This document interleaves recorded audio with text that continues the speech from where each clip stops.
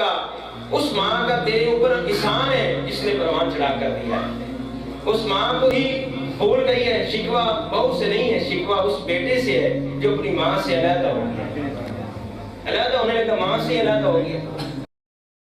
اگر آپ ہمارے چینل پر نئے ہیں تو ہمارے چینل کو ابھی سبسکرائب کر لیں اور ساتھ والے بیل کے آئیکن پر کلک کر کے نئی آنے والی ویڈیو کی نوٹیفیکیشن بر وقت حاصل کریں. سال کوئی نہیں روندے سامن والا جی اجڑے و سامن والا دائی حلیمہ دے او باغ جگامن والا روندے سامن والا جی اجڑے و سامن والا روندے سامن والا جی اجڑے و سامن والا دائی حلیمہ دے او باغ جگامن والا. ہاں رب نو منامن والا جی رب نو منامن والا ایڈا دیدار کوئی نہیں اللہ دی قسم جگ تے ملدی مثال کوئی نہیں. اللہ تعالیٰ دی حمد و ثنا کے بعد تمام تعریفیں اللہ تعالیٰ کے لیے اور ہر قسم کا درود و سلام نبی رحمت صلی اللہ تعالیٰ علیہ وآلہ وسلم کی ذات صفات کے لیے. حمد و ثنا کے بعد حضرت سیدہ طیبہ طاہرہ محبوبہ محبوب کائنات حضرت سیدنا خدیجہ الکبریٰ رضی اللہ تعالی عنہ کی سیرت کے حوالے سے چند باتیں عرض کروں گا. 10 رمضان مبارک کو آپ کا وصال مبارک ہوا ہے. حضرت سیدنا خدیجہ کبریٰ رضی اللہ تعالی عنہ مومنوں کی پہلی ماں ہے. وہ اسلام کی سب سے پہلی محسنہ بھی ہے اور یہ وہ خوبصورت اور عظیم ہستی ہے کہ ساری کائنات کو مصطفیٰ صلی اللہ تعالیٰ علیہ وآلہ وسلم کی بارگاہ میں جا کر سکون ملتا ہے اور میرے مصطفیٰ صلی اللہ تعالیٰ علیہ وآلہ وسلم کے بعد جاتے ہیں سکون ملتا ہے. اعلیٰ حضرت فرماتے ہیں، اعلیٰ حضرت کا ایک شعر ہے اور کمال کا ہے. فرماتے ہیں سچی ماں پہلی ماں کافی امن و ماں حق گزارے رفاقت پہ لاکھوں سلام. آپ فرماتے ہیں جس طرح اصحاب کہف کو اس غار کے اندر جا کر سکون ملتا تھا، اسی طرح حضور صلی اللہ علیہ وسلم کو ہماری پیاری ماں کے پاس جا کر سکون ملتا تھا. کیف و امن و امان، یہ غار ہے امن و امان کی جس طرح اصحاب کہف کی غار تھی. آپ رضی اللہ تعالیٰ عنہ کا ذکر کرنا، ان کی یاد منانا اس لیے تو ضروری تھا کہ ہم سب کی پیاری ماں ہے، اور اس لیے بھی ضروری ہے کہ وہ امت کی مسلم سب کی پہلی مسلمہ ہے، یعنی سب سے پہلے حضور علیہ السلام کی ذات پر ایمان ہے. اور اس لیے بھی ضروری ہے کہ ان کا ذکر کرنا، ان کے ذکر کرنے سے خود رسول پاک صلی اللہ علیہ وسلم خوش ہوتے ہیں. اللہ تعالیٰ قرآن پاک میں ارشاد فرماتا ہے النبی اولیٰ بالمؤمنین من انفسہم، سورۃ الاحزاب آیت نمبر 6، کہ یہ نبی مومنوں کی ان کی جانوں سے بھی ان کے زیادہ مالک ہیں. وَأَزْوَاجُهُ أُمَّهَاتُهُمْ، اور فرمایا نبی پاک صلی اللہ علیہ وسلم کے ازواج مومنوں کی مائیں ہیں. حضرت خدیجہ رضی اللہ عنہ وہ ہستی ہے کہ جس وقت اسلام کے ابھی وہ حکام نازل نہیں ہوئے تھے، آپ اس وقت بھی پردے کی پابند تھے، ابھی پردے کے بارے میں حکام نازل نہیں ہوئے تھے. اس وقت بھی آپ کردار کی عظمتوں کی بڑی مالک تھی. قربان جائیں اس زمانے میں بھی آپ سچ بولتے تھے، اس زمانے میں بھی آپ پردہ کرتے تھے. خدیجہ الکبریٰ کے مزاج میں نفاست تھی، بہت ہی بڑے تاجر کی بیٹی تھی. باپ کے انتقال کے بعد آپ نے خود دینی تجارت سنبھال لی. ایک ایسی تاجر تھی کبھی گھر سے باہر نہیں نکلی، ایک ایسی تاجر تھی جنہوں نے کبھی جا کر کسی آدمی سے کے ساتھ گفتگو نہیں کی. ایک اس قسم کی تاجر کبھی مارکیٹ بھی نہیں گئی، اور جس کا مال سب سے زیادہ مکہ شریف میں بکتا ہے وہ قربان جائے وہ جناب حضرت سیدہ خدیجہ الکبریٰ. فرماتے جس کا مال سب سے زیادہ ملتا ہے خدیجہ رضی اللہ عنہ کسی شخص کا تعین کرتی، کہتی سرمایہ میں لگاؤں گی، محنت تو کرے گا. اور ڈیل بھی جب سب اس شخص کے ساتھ ہوتی، گفتگو ہوتی، اور آپ کبھی نہیں ان کے ساتھ بلکہ آپ کی ایک خادمہ تھی جس کا نام ہے نفیسہ، بعد میں مسلمان ہو گئی، حضور علیہ السلام پر ایمان ہے. وہ ڈیل کرتے تھے.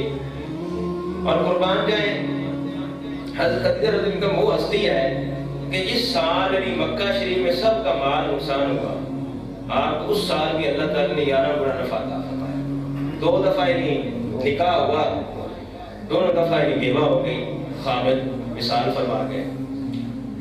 حضرت خدیجہ رضی اللہ عنہ بنو قریش سے 3-4 نسلیں اوپر جا کر حضور علیہ السلام کے ساتھ مل جائے. ان کا جو سلسلہ ہے بڑے بڑے مکہ کے سرداروں نے پیغام نکاح دیا تو حضرت سیدنا خدیجہ کبریٰ رضی اللہ عنہا خاموش رہی، نکاح نہیں کیا. لوگوں نے بڑی وجوہات بیان کی ہیں، الگ الگ باتیں لکھی ہیں. تو جناب شیخ عبدالحق محدث بھی فرماتے ہیں اصل بات اور تھی. آپ فرماتے ہیں عرب کے اندر میں نہیں عورتوں کا ایک میلہ لگتا تھا، یعنی خانہ کعبہ کے پاس. عورتوں کے علاوہ مرد نہیں جاتے، صرف عورتیں ہوتی. آپ فرماتے ہیں کہ میلہ لگا ہوا تھا، صرف ساری عورتیں اکٹھی ہوئیں. آپ فرماتے ہیں کہ ایک تورات جاننے والا یہودی عالم بھی آیا. وہ عورتوں کے مجمع میں نظر ڈال کر کہنے لگا اے بیویوں، مرد کا کام تو نہیں عورتوں کے مجمع میں بات کرنا، لیکن میں تمہیں ایک پیغام دینے لگا ہوں. اللہ کی آخری رسول جو مکہ میں پیدا ہونے والے ہیں ان کا وقت قریب آ گیا. وہ بیوی بڑی خوش نصیب ہوگی، وہ بڑی عظمتوں کی مالک ہوگی. فرمایا کہ وہ عورت بڑی خوش نصیب ہوگی جسے ان کی رفاقت ملے گی. عورتوں نے جب دیکھا ان کے میلے میں ایک مرد آ گیا ہے، انہیں ڈانٹا جھٹکا اور کہا چل اپنی کتابیں اٹھا اور یہاں سے نکل جا. لیکن حضرت سیدہ خدیجہ کبریٰ فرماتی میں نے نہیں ڈانٹا، میں نے اس کی بات جو بلے باندھ لی. آپ فرماتی میں انتظار کرنے لگی. اس زمانے میں جو اللہ کا ذکر ہوتا، آپ فرماتی میں ذکر کرتی، تسبیح کرتی، اور پھر بعد میں اللہ تعالیٰ کی بارگاہ میں التجا کرتی یا اللہ کرم فرما میرے نصیب کھول دے، یا اللہ کرم فرما کہ مجھے حضور کی رفاقت مل جائے. آپ فرماتی ہیں کہ میں ایسا نہیں حضور علیہ السلام کی تعریف سننے لگی کہ وہ سچا ہے، وہ صادق ہے، وہ امیر ہے، دیانتدار ہے، وہ بڑی عظمتوں کا مالک ہے، وہ بڑی شانوں کا مالک ہے، وہ اللہ کا آخری رسول ہے، وہ وعدے کا بڑا پکا ہے، وہ سچا بھی ہے اور وعدے کا پکا بھی ہے. آپ فرماتی ہیں ایسا میں حضور علیہ السلام کی تعریف سننے لگی، حضور علیہ السلام کی تعریف سننے لگی. آپ فرماتی ہیں کہ ادھر علی نبی پاک صلی اللہ علیہ وسلم کے اپنے چاچا ابو طالب کے پاس رہتے تھے، یعنی کہتا کہ حالات بگڑ گئے. حضور علیہ السلام سے چاچا کہنے لگے بیٹا اگر مال تجارت لے کر شام جاؤ گے تو بڑا نفع کماؤ گے، ہمیں ضرورت بھی ہے. تو جناب ابو طالب نے کہا ہو سکے تو سیدہ خدیجہ کبریٰ رضی اللہ عنہا کا مال لے کر جاؤ. تو نبی پاک صلی اللہ علیہ وسلم فرمایا چاچا میں نہیں کہوں گا کسی کے جا. فرمایا کہ میرے نصیب میں جو میرا پروردگار عطا فرمائے گا، خود ہی میرا پروردگار عطا فرمائے گا. تو حضرت خدیجہ کبریٰ رضی اللہ عنہا فرماتی ہے میں نے خود ہی اپنی خادموں کو بھیجا. میں نے کہا جاؤ پوچھو تو صحیح میرا مال قبول ہوتا ہے یا نہیں ہوتا، جاؤ پوچھو نہیں حضور علیہ السلام سے. تو نبی پاک صلی اللہ علیہ وسلم سے جا کر پوچھا کہ حضرت خدیجہ رضی اللہ عنہا کی خواہش ہے کہ آپ ان کا مال لے کر جائیں ان کے شام سے. تو میرے محبوب علیہ السلام نے قبول فرما لیا. تو جناب خدیجہ رضی اللہ عنہا کے ایک غلام تھے میسرہ، یہ بھی بعد میں مسلمان ہو گئے. جناب خدیجہ نے ان کو ساتھ بھیجا اور 3 باتیں ارشاد فرمائی. فرمایا کہ سارا رستہ غور سے دیکھنا اور نبی پاک صلی اللہ علیہ وسلم کے ساتھ کیا معاملات درپیش آتے ہیں وہ سارا آ کر مجھے بتانا، یہ پہلی بات. اور دوسری بات آپ نے فرمایا کہ تم میرے غلام ہو تو مصطفیٰ کے بھی غلام ہو.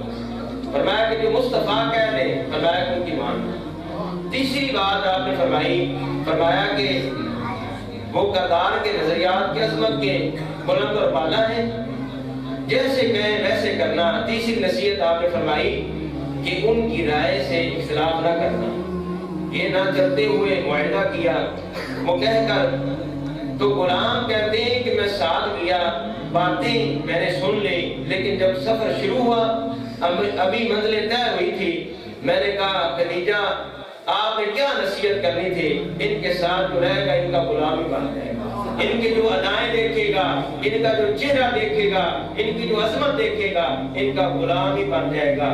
تو کیا خوب شعر لکھے کہ تو اجے میرا یار نہیں ڈٹھا جنہوں ویکھتے جن شرماوے، اجے تو میرا یار نہیں ڈٹھا، یہ سونا کیا خوب سجن دی اکھیاں نے جی میں بھر کے سرائیاں رکھیے نے، تو اجے میرا یار نہیں ڈٹھا جنہوں ویکھتے جن شرماوے، ادھی راتی دن چڑھ جاوے یہ سونا رخ تو نکاح بٹاوے، جی وہ نکلے سیر کرن سارا گلشن سیس نواوے، جی وہ پاوے ہاتھ کھلنا وچ تے ہاتھ کھلنا وچ رل جاوے، جی وہ نکلے سیر کرن سارا گلشن سیس نواوے، اور فرمایا کہ وہ اک اگڑے ان پیا جاوے کہ میں کھانا کھل جاوے، توبہ توبہ حسن سجن دا جال جلی نہ جاوے، بجلی جلدی رشک نہ مارے کتھے بھی ادبی نہ ہو جاوے، توبہ توبہ حسن سجن دا جال جلی نہ جاوے، اور علم خدا نے اتنا دیتا عقل وچ نہ آوے، اور عقل خدا نے اتنی دیتی علم وچ نہ آوے کہ وہ سونا کھلے پیچ زلف دے راہی راہ بن جاوے،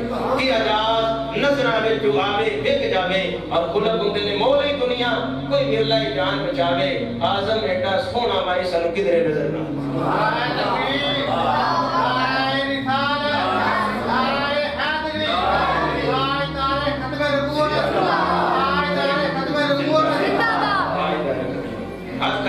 تاجدار ختم نبوت، تاجدار ختم نبوت، تاجدار ختم نبوت، یہ سارے برق قرآن میں کھول لٹھے پر تیری شان کے نہیں کوئی اور لٹھا جو کرے تیری شان